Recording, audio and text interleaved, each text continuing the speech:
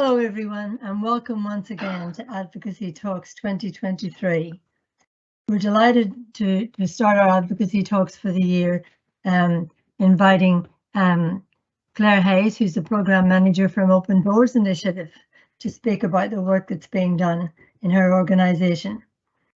Open Doors Initiative creates pathways to employment, self-employment and further education for people who are experiencing barriers in our society.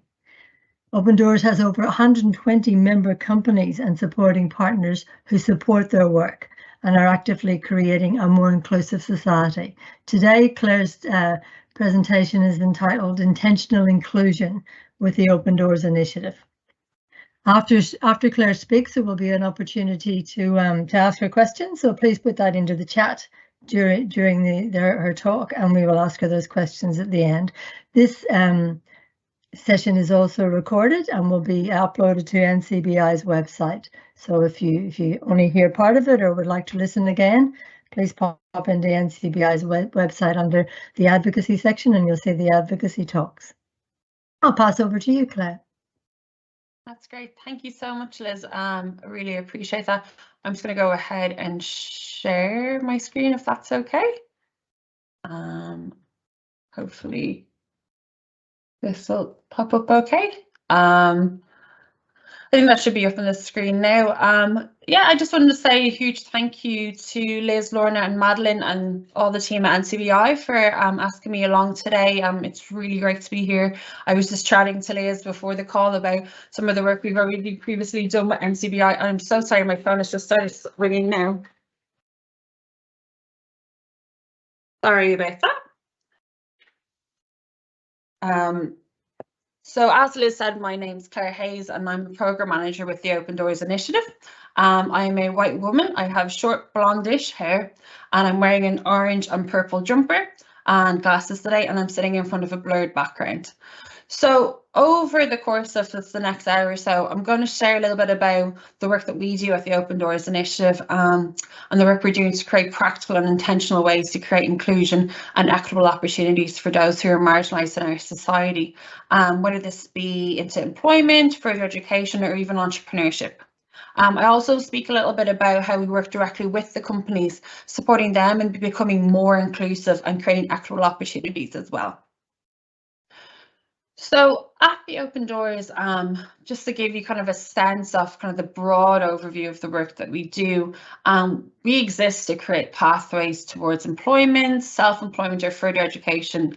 Some of the people we work with include refugees, asylum seekers and migrants, people with disabilities, those from the travelling community, LGBTQAI+ people, people with a criminal past and any intersectionality between these groups. So there's a wide variety of people that we work with at the Open Doors. On screen here, I've displayed the logos of the kind of the broad range of companies and organisations who are members of the Open Doors Initiative. We're really lucky to have NCBI on as one of our supporting partners, and also companies such as AIB, Circle K and Microsoft.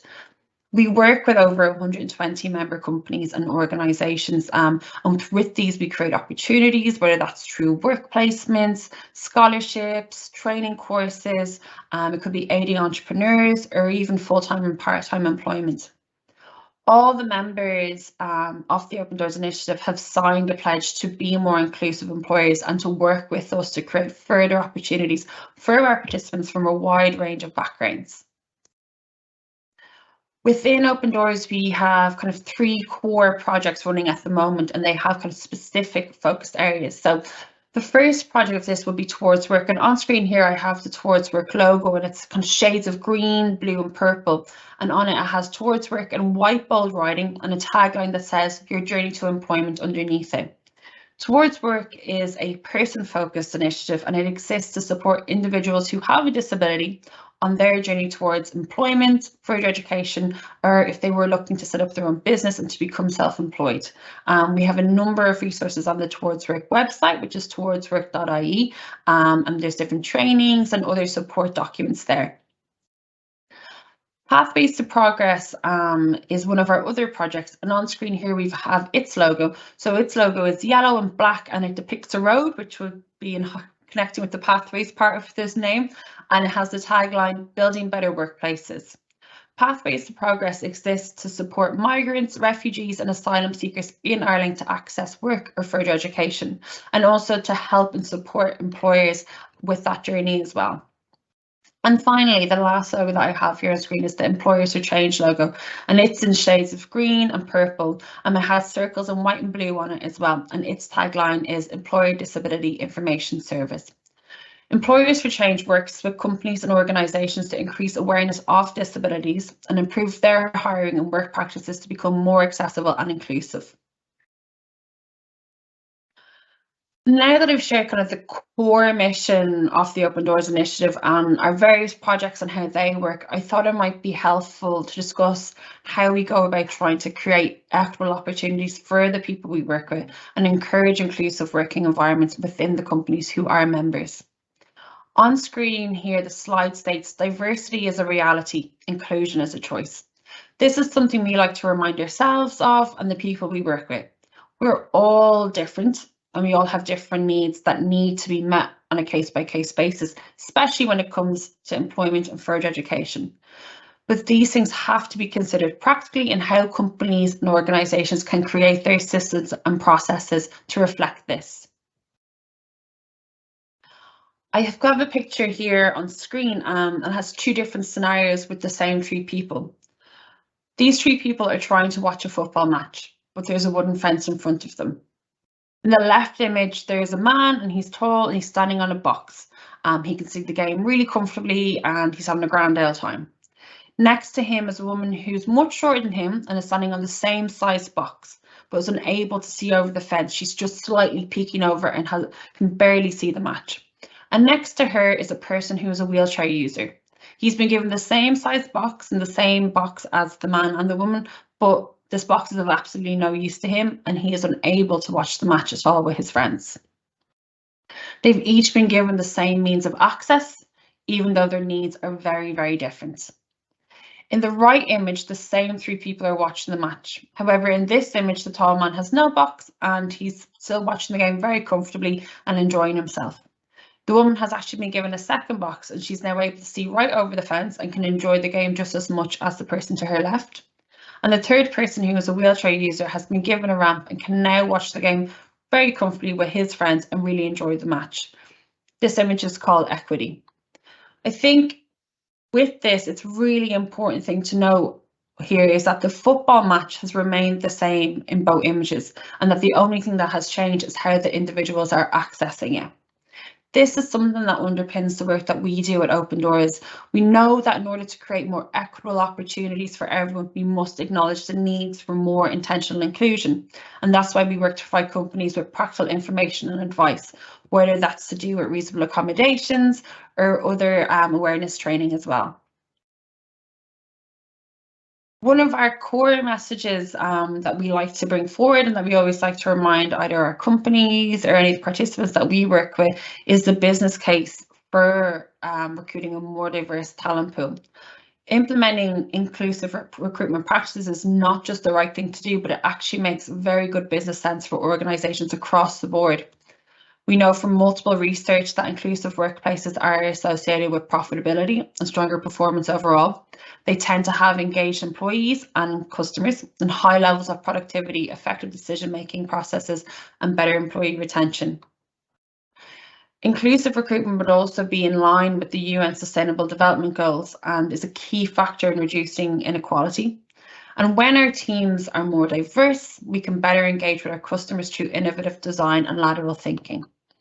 Acknowledging and celebrating diversity allows recognition of the range of cultural, ethnic and gender identities that contribute to make our societies and workplaces what they are. Acknowledging diversity among our staff teams and potential employees allows us to draw on their varied experiences. Embedding inclusive values in practices and procedures ensures that our workplace and teams and our educational institutions have representation of people with a diverse background, perspective, skills and communication styles. In an inclusive space, there's equitable treatment so that each person feels valued and supported and bring their full potential to the workplace or the classroom. When we're working with companies on this topic, sometimes it feels quite overwhelming for them, and starting on the journey toward inclusion and equity can look very different for a lot of different organisations. Sometimes it might feel very daunting for them, and the space is evolving and growing, so it's important that companies know where to start and where to begin. So one of the things that we've put together at the Open Doors Initiative was we've put together a handy checklist which lays out some of the key questions that an organisation can start with and begin to ask themselves. So you can almost like a checklist of okay, where do we begin? Okay, like let's see where we're at. So figure out where we're at and where we can move to. I've got a couple of these questions up here on the screen. One of them is, do you have an equality, inclusion, and diversity policy? Have you supports and procedures in place when it comes to reasonable accommodations? How accessible is your building, your website, your work practices, your employee handbook? You know, these are all really practical questions that can be asked of an employer and probably have really practical implementations that will result in better inclusion and opportunities for all kinds of people. I can share this one pager with you all afterwards if it's something you might be interested in. I can pass it on to Liz, and feel free if it's something you think you might like to share with your employer or your colleague, or maybe the college you're attending, or even a family member, just to see that kind of the practical questions that we can start to ask ourselves when it comes to inclusion and really begin that journey. So one of the core pieces of work that we're doing at the moment at the Open Doors Initiative is around inclusive recruitment. We have just done a toolkit, and we also have a training that's come out of it. So this training and toolkit was born out of an inclusive recruitment piece of research. This was commissioned by Employers for Change and a project off the Open Doors Initiative, Open Doors, and is also supported by AIB. The research was carried out by the Atlantic Technological University, Sligo. And the toolkit draws on findings from research with people from a range of backgrounds who've experienced seeking employment in Ireland. And its core aim is really to inform employers on how their recruitment processes can be improved. So we've gone about this they can do this by creating equitable and accessible opportunities, identifying existing barriers, acknowledging importance of reasonable accommodations at all levels of the job application process, building an inclusive and respectful culture as well. As part of this, we do believe, and one of the things that underpins a lot of the work we do at Open Doors is that policy is always best informed by the people with lived experience. And so the individuals who took part in the study were people who have a disability, neurodiverse people, people of colour, migrants and refugees, members of the travelling and Roma communities, LGBTQA plus people. We had both men and women taking part, and other gender identities as well. And we also had younger and older people, both from urban and rural areas. So there was a really good intersection of various people who had different experiences of the recruitment process in Ireland. And from this toolkit, there's been a piece of training has been born from it. It's really, really interesting. And the best thing I feel about it is that it's more than just a piece of policy. That's what there's processes and there's examples and steps that the employers can begin to take to really create that impactful change and, you know, that intentional inclusion that we hope for within our organisations. From the research, just to share a little bit of a piece of what we have learned from it, is that we've learned that there are a number of barriers experienced by individuals. So the first one, and I think people will probably understand this and probably are quite aware, is that there's discrimination and bias. So oftentimes people might make an assumption on someone's ability based on their physical appearance or maybe their name, and this can impact somebody's experience of the recruitment process. So what we're doing with this training is asking recruiters and HR representatives and colleagues and teammates as well to really consider our unconscious bias when we're coming into, if we're on an interview panel or if we're looking through job applications as well. One of the major barriers to job search world really, and employment is inaccessible job application processes.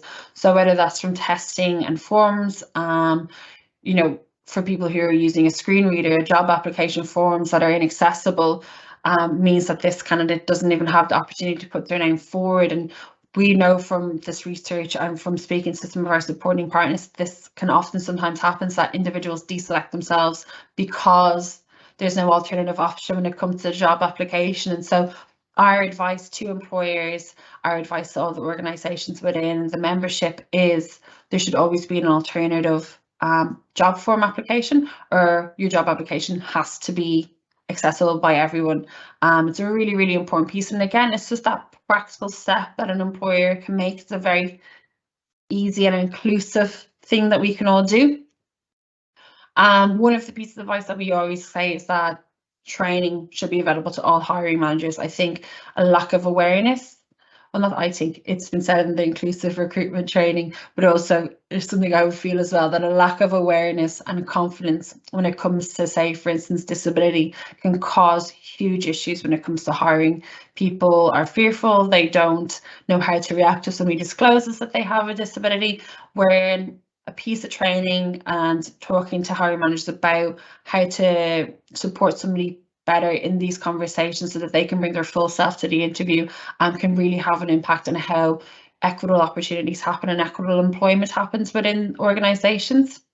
Language fluency can act as a barrier for some individuals coming into interview or at the application process, or even the job spec, depending on the language that's used within job specs. Sometimes some big organisations tend to lean quite heavily on the corporate jargon or using acronyms that maybe not everybody would know unless you're in that industry. And so it's really important that our job specs aren't already creating a barrier for some individuals.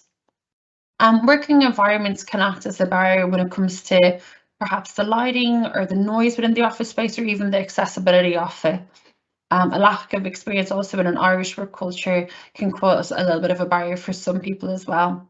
And also, one of the things that came out of this piece of research was actually accommodation, transport and childcare issues, particularly around transport. It can be quite difficult if somebody's maybe called for an interview, and generally they might use perhaps a taxi service to get from one place to another. And if their interviews may be at a time that maybe taxis are in quite high demand, what we would ask our anyone who's engaged in this training is to maybe offer a selection of different times for interview, so the individual can plan around that kind of rush hour, the potential that maybe the buses will be too busy, so that everyone has the opportunity to be able to come to interview and not have had that stress beforehand as well. So that was just a little bit of the kind of the things that we're working with the employers. We're supporting them on their journey towards creating equitable and inclusive working environments. There's other various things that are happening behind the scenes as well, and there's bespoke needs that are met, where we can advise on policy as well. So there's a constant appetite, I think, within the organisations that are members of the Open Doors Initiative that want to see change and want to be as diverse and to be as welcoming, and make sure that they are removing barriers that they might be unaware of.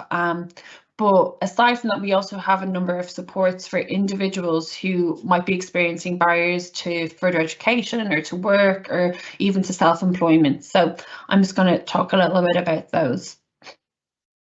One of our quite big programs is our mentorship program. So with over 120 member companies at the moment that are in the Open Doors network, we actually have a wealth of knowledge and experience and offer across a wide range of business sectors. Our mentorship program creates customized pairings of participants and business experts.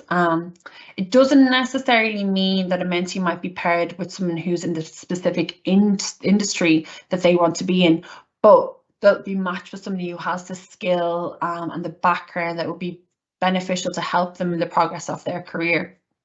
Both mentors and mentees undertake a training session. It's facilitated by yourselves at Open Doors, Through that, we detail the purpose and the structure of the programme. We look at what's best practice when creating a successful partnership with your mentor. And the partnerships generally will last between 3 and 6 months. So if it's a 3-month period, it would be a case of meeting twice a month over 3 months, or it can be an extended period and you can go for 6 months. And have 1 session per month. It depends on the individual's goals. Maybe if there's something and maybe a more immediate need, perhaps somebody wants to be mentored and they've got an interview that they know is coming in a month's time, and so they might want to meet their mentor a little bit more regularly than once a month. So we do leave it quite open for the mentor and the mentee to really find what groove and kind of what works best for them as well. Since we started the mentorship program, we've seen quite a number of our participants go on to find employment and internships in the field that they desire, as well as building confidence. A mentor can provide their mentee with an opportunity to practice interview technique or advice on next steps in their professional life. They can also give advice on, networking events that might be coming up, or even CV advice as well, and kind of a little bit of feedback on your cover letter or whatever stage you are your job seeking. Or if it's to do with further education as well, we do have members who are from academic backgrounds, and they could be a really good advice if somebody was looking to go further on their education as well. So with our mentorship program, the way we've set it up is we are running 1 mentee training a month. The next one will be taking place on the 8th of February at 12 noon. Our last one actually was yesterday, was 18th of January. But I can share the registration link for this with the team at NCBI for anyone who might be interested. So there's 1 training running once a month now up until June.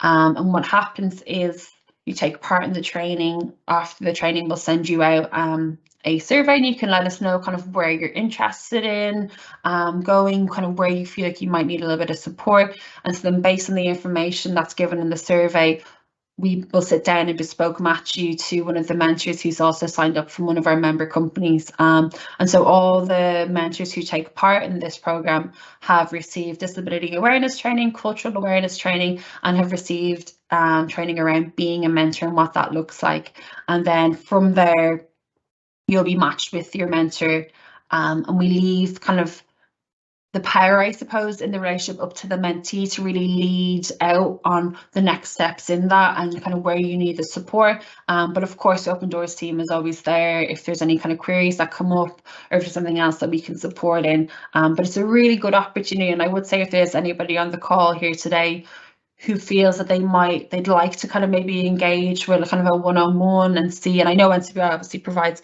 incredible supports in this area, please do reach out and I can share that reg link with you if it's something that you might be interested in. One of the other kind of really exciting projects that we got to work on, and it was a really nice piece and we're really excited about it. It was last year a new course launched in TU Dublin, and it was specifically for people with disabilities who wish to become entrepreneurs, and it's the first of its kind in Ireland. Our project Towards Work supported this course, and that was its pilot year, and it was a really great success. It had really positive feedback from the students, and some of them have gone on to launch their new businesses. So it's an incredibly exciting opportunity. And we're really delighted to say that this course is now being funded by AIB for the next 3 years.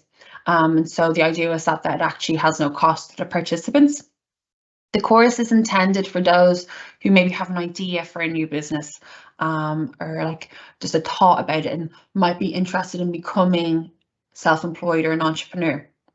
And what it does is it takes you through all the practicalities and the considerations of what your business idea. So having to consider, okay, well, how will this work? Very practically, there's support from the local enterprise offices. You'll receive a mentor through those. And at the end of it, you put together a really well-rounded business plan. And you have the potential of kind of going into, I suppose, like a Dragon's Den kind of situation where you can apply for startup funding. It's a really, really, really great course, and we're really proud to have been able to partner on it. This course is now completed for, I suppose, well, not this year, for 2023 now, but the end of 2022. But the next iteration will be launching in September 2023. So I'd imagine applications will probably be opening around summertime. If this sounds like it could be something that you might be interested in, again, more than happy to share this information with the team at NCBI. We can get that information to you. But I really encourage you. There's a really great team there who are running the course, and it's really exciting. It's really, really practical information, I think, as well. And I think it gives people an opportunity maybe to explore something they hadn't had the opportunity before. And we all know that entrepreneurship seems quite a scary option, whereas this can be done in quite a safe space, and you can kind of figure out what your next steps are if it is something that you might be interested in. And one of the other pieces that we've done a little bit of work at, and we were lucky enough to be able to work with NCBI and actually on this, was our job shadow days. So these are a unique opportunity to get an inside look at the hiring practices and procedures of any particular organisation. So you'll have very specific advice on what they're looking for in potential employees. So we collaborated with NCBI on 2 of these before, and we had great feedback from those who attended. It just gave individuals who were job seekers at that time and who have a disability an opportunity to ask direct questions to HR and recruitment departments within specific organisations. We ran 2 of these previously with Circle K and Plus, and we do plan on rolling out some similar sessions in the next coming months.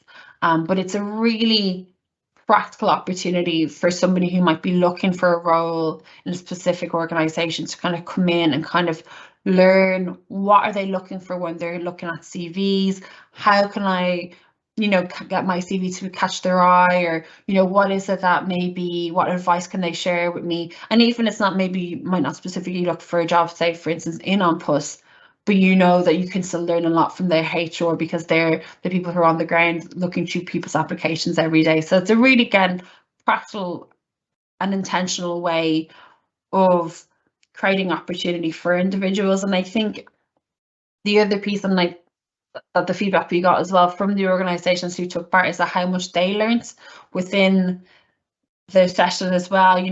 Even from the team at NCBI, helping some of them with their accessibility of their PowerPoint, all those things as well. So it's actually quite beneficial as well for the organisations. They learn an awful lot in it as well.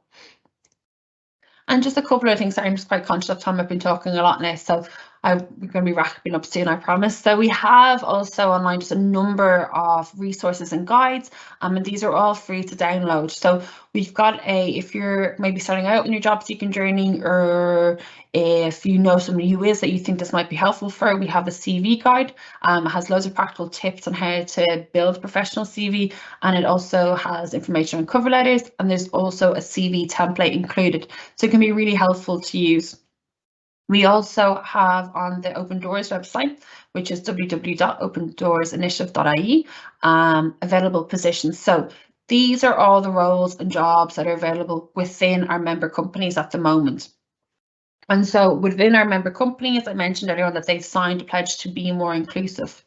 So individuals know that if they came and they applied for a role within these organisations, that they should and can feel comfortable in requesting a reasonable accommodation, whether that's at application process, whether that's at interview level, or whether if that's hopefully at onboarding, that there is that kind of sense to be inclusive and are inclusive. So it's a really nice one. If you are looking for a job at the moment, it could be a really good place to go and see if there's anything that maybe fits your goals or where you'd like to be. And then we also have the Towards Work website, and that has loads of really helpful information and supports.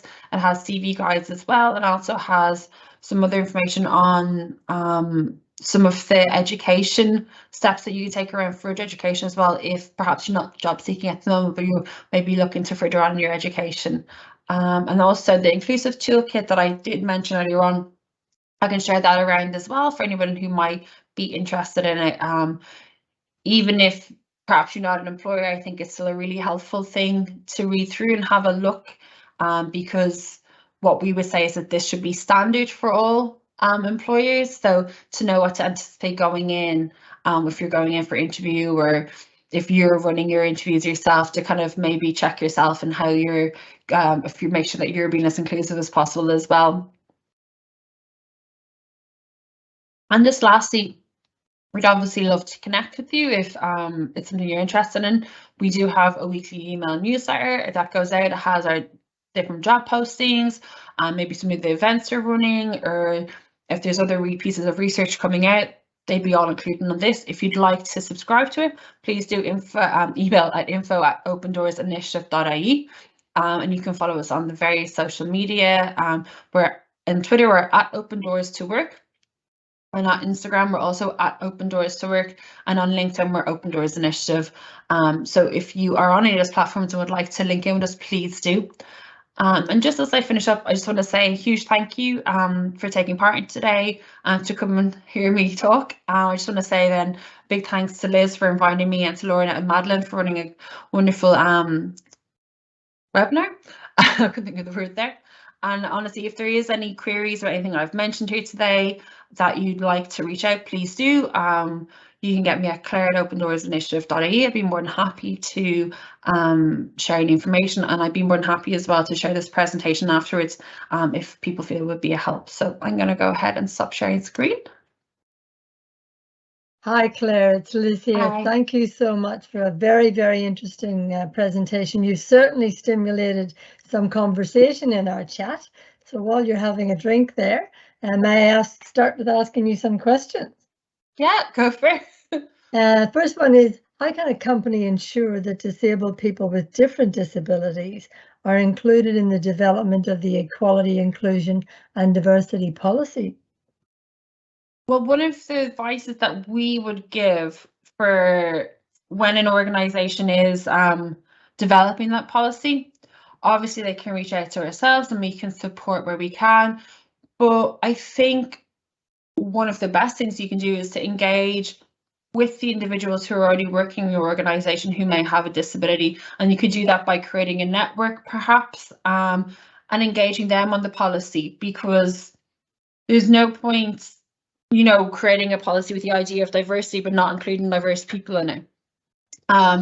People might ask, well, we don't know if anyone on our team has a disability, but I think from the latest CSO stats, I think they're saying it's like 1 in 7 people who have a disability, and then so you're including also people who have an acquired disability. So the likelihood is there probably is somebody on your team. They might not just have disclosed yet, but by opening up that conversation, you're creating hopefully creating an environment where they feel comfortable to share, and how you can put out feelers to see if there's opportunity to create a network to really engage in those policies. Thanks, Claire. That's a really good point, isn't it? That by actually inviting people to come and talk, maybe the people who may not have disclosed previously, some of them might choose to. 1 in 7, there has to be people out there. Another question here for you with regards to the company audit you mentioned. Should companies give, in addition to the questions that you said they asked themselves, should they also ask themselves what examples they can give of how their equity policy is actually implemented in their organisation on a regular daily basis?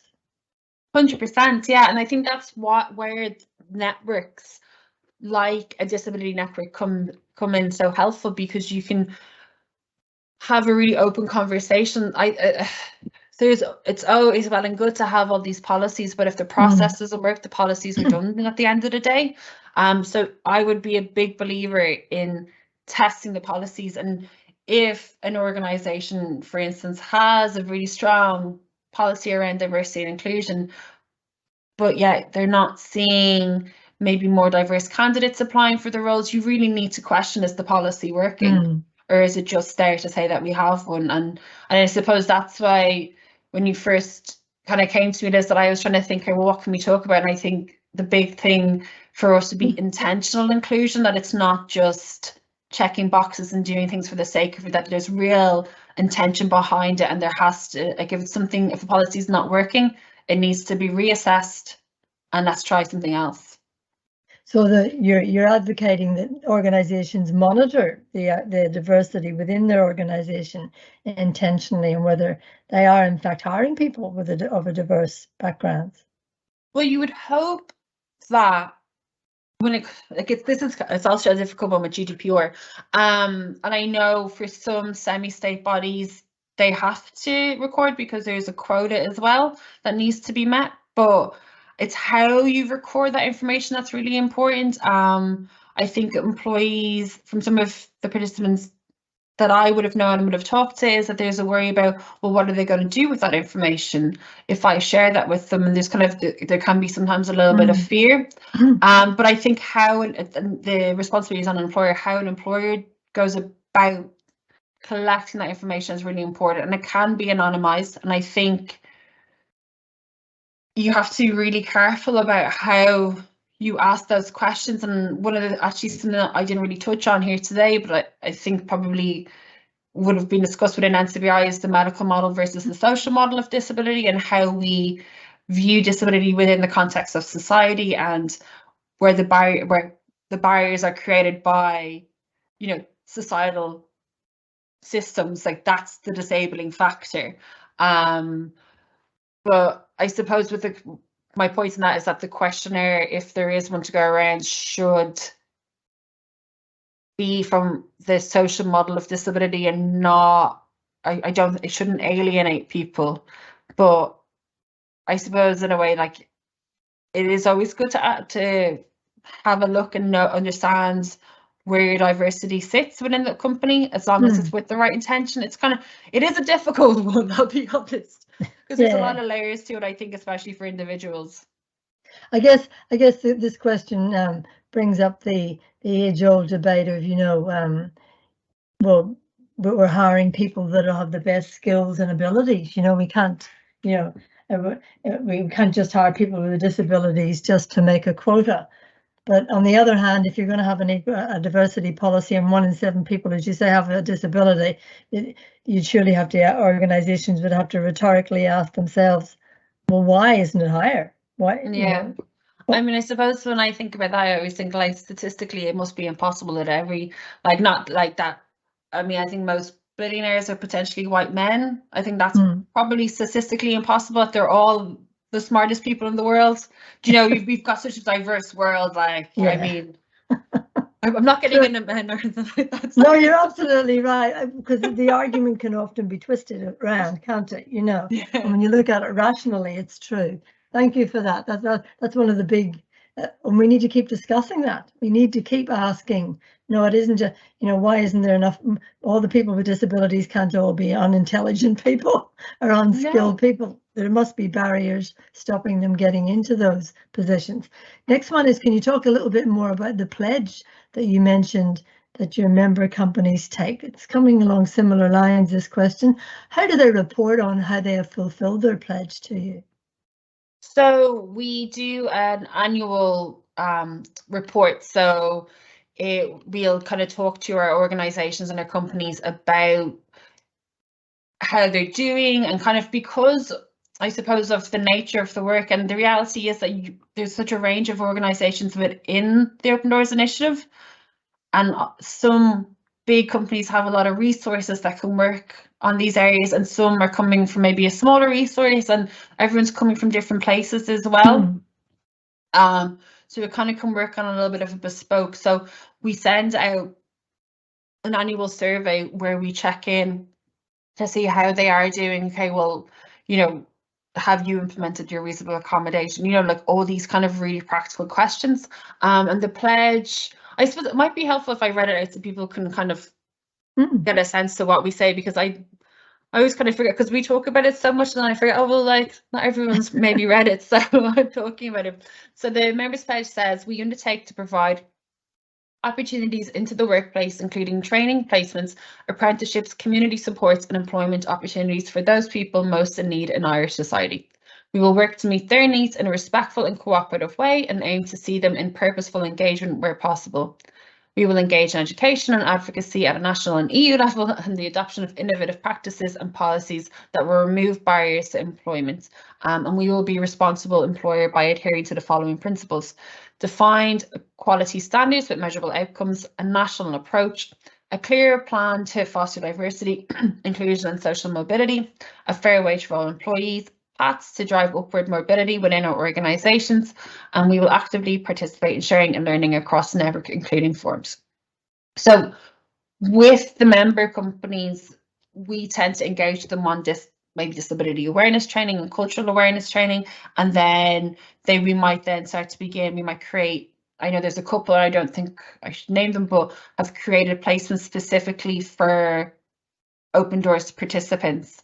So that's how it's kind of, that's how we would kind of engage in the pledge with them. And then obviously we've got our jobs board, and we can take a look over, say, the job specs that come through to us, make sure that they are, you know, following all of the advice that we would give everyone else around inclusive recruitment and ensuring that reasonable accommodations are offered on our job specs. So even all those little steps are kind of embedding that inclusive approach. Wonderful. Yeah, that's very, very important, isn't it? Even just what you're saying about the job specs are often the initial barrier. Having a driver's license, for example, automatically listed on a job spec immediately puts numerous people off even thinking about applying, even if they have all the necessary other qualifications and skills. And it's that is like one of the prime examples that we have to talk about, is saying the need for a clean driving license when there's absolutely no need for it. It might just be access to transport. Can be, people often say they deselect themselves straight away from a job spec. Another one is good communication skills. Like, what does that even mean? Does that mean I'm good on the phone? Does that mean I can write a good email? Does that mean I can write a good piece of copyright for the social media? You know, what we want our companies to start doing is stop writing job specs with a person in mind and write what the role requires. Yes, good point. Because I think sometimes people, and what we tend to do, and I think whatever you kind of tend to write maybe something that reflects you a little bit, because maybe you've done the role yourself, so you're kind of like looking for a similar, and it's that unconscious bias as well that you tap into. Whereas if you actually write out the steps that are the jobs, the tasks that are required within the job, I think what we know from the research, you're more likely as an organization or as an employer to receive a much more diverse applications, because you're not instantly excluding people with the language you're using within the job spec. Yes, absolutely. So I just went completely off topic on you, Liz. No, you did not. No, that is really important, and I'm ingraining that in my mind. The focus on the job itself, not the person that you're getting, because that's what stops people even looking at. Another one, another question here. Do you have a limit on the number of people who can participate in the mentorship program at any one time? I think that this is a great program you're running. No, there's no limit. So if anyone wants to attend, please do. And I know with NCBI, if there's a group that wants to come together, we can definitely try organize something maybe specifically, if that would be more helpful. But no, there's no limit. The mentorship program is constantly running. Before we used to maybe do one training every couple of months, but the demand has actually increased so much that that's why we're doing it once a month now. And it means as well that we can now share those dates around with people. So for instance, if February doesn't suit you, there's always March, and so it's constantly rolling. But it's a really, really, really good opportunity. There's some really great mentors who are very enthusiastic about supporting somebody and have like really great connections. And it's just, yeah, it's been a really, really positive program, and we're really, really proud of it. I keep saying really, really sorry. No, it is a really, really important one. What kind of disability awareness training do your mentors have? Just leading on the question. Yeah, so it is part of one of the programs Employers for Change. We run our disability awareness training for employers. So it's kind of run alongside that. So it would be to do with the types of disabilities that people might have, an understanding. We want our mentors to have an understanding around the social model versus the medical model of disability, and to really question their own unconscious bias when you discuss disability. We do a piece around kind of communication, and also the kind of the guiding principles, well, what we would call the guiding principles around disclosure. So if you have a mentee who discloses they have a disability to you, you know, not to walk away from that conversation, how to be supportive in that conversation, and, you know, to be able to build that trust and that confidence in the individual. I'm trying to remember what other pieces are included in it. And then there's also cultural awareness that goes alongside that, kind of, you know, to understand that when people come from different cultures, They might have a different approach to communication, for instance, or there's different holidays that need to be respected as well. So just kind of having an understanding of how diverse all the mentees can be, and to meet them on an individual basis with their individual needs as well. Fantastic.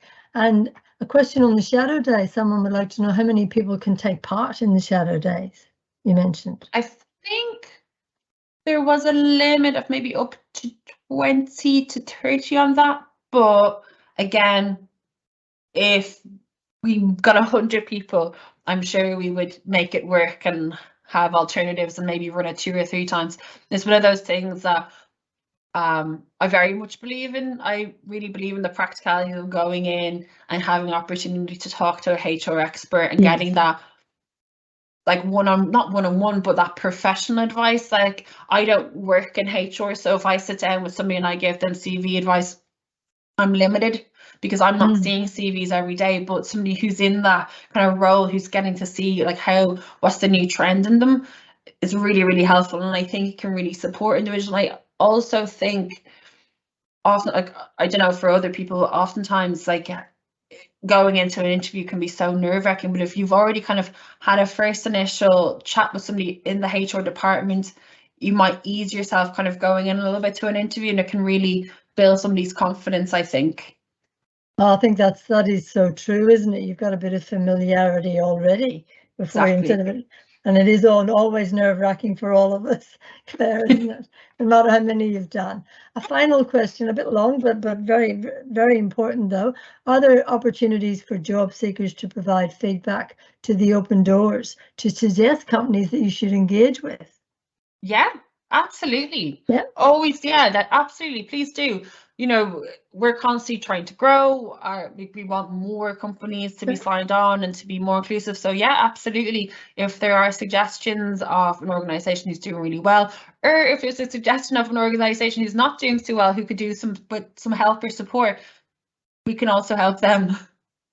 The comment leading on to that was, sometimes the job seeking recruitment experience can be challenging, as you've just mentioned, and the person may not have the time or capacity to try to advocate for changes to the company's hiring process themselves. So the suggestion is, as you've just said, that open doors could be the people that could engage with the organisation directly. Yeah, absolutely. And that's like Employers for Change, the project that's around disability information for employers exists to make sure that employers are more confident in this area and do better in this area. So they'd be like a really, really good one to kind of reference them to even the website, kind of get that ball rolling, because the other thing that can sometimes be a little bit touchy is that sometimes people can be a little bit defensive when you come to them and say, oh, you didn't do so well in this. But I think this is why awareness training and kind of education pieces and like seminars like today, kind of getting that conversation going, and kind of the awareness of when you actually are creating a difficult, say, interview situation for some individuals, the barriers that you're actually creating unintentionally, whether intentionally or unintentionally, are actually have a really negative impact on that person, and kind of the knock-on effect then it has, and how easily these barriers can be actually removed when we are considered about what our inclusive recruitment practices look like. So it's all awareness, isn't it, and education. So if somebody did have a challenging experience, they could actually just email you, Claire, and say, I went for an interview with so-and-so and this is what happened to me, and you can kind of take it up from there. Yeah, we can have a look into it, definitely. I mean, yeah, I'm not going to say I'm going to go out and try to be able to fix every single one, but we can definitely start approaching companies, because that's what we're here to do. We need to be proactive about these things as well. And whether that's just, we reach out and say, oh, have you seen this inclusive recruitment toolkit? Let's have a chat about it, and kind of, go from there. And obviously not share anybody's individual experience, but we can know that happens, so that there is a need there to, to support them.